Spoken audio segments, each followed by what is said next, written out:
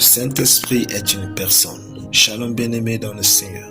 Notre méditation du jour s'intitule « Le Saint-Esprit est une personne ». Nous tirons notre texte dans Jean 16, 14 qui nous dit ceci.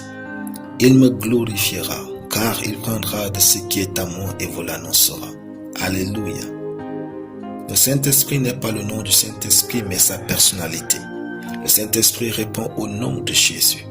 Réalisez encore cette affirmation, car c'est la clé pour bâtir votre intimité avec le Saint-Esprit. En effet, le terme Saint-Esprit ne doit pas être considéré comme un nom propre au même titre que Pierre ou Marie. C'est plutôt une désignation de ça qui décrit sa nature et son essence. Le Saint-Esprit est l'Esprit de Dieu et Dieu est saint. Il est la troisième personne de la Trinité, co-éternelle et co-égale avec le Père et le Fils.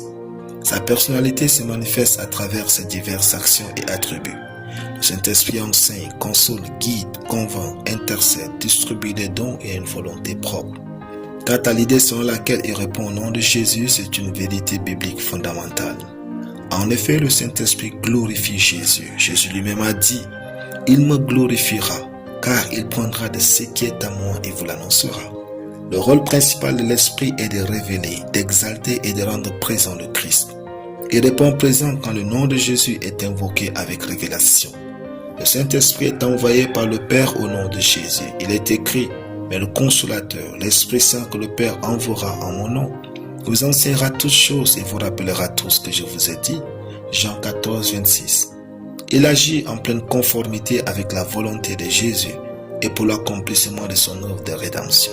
La Bible parle aussi de l'Esprit de Christ en Romains 8, 9 et Philippiens 1, 19, soulignant l'unité indissoluble entre les deux. Recevoir le Saint-Esprit, c'est recevoir la présence et la puissance de Christ en soi. Le Saint-Esprit est celui qui rend l'œuvre de Jésus effective dans la vie des croyants et dans le monde. Il est l'agent divin par lequel la présence et la puissance de Jésus se manifestent.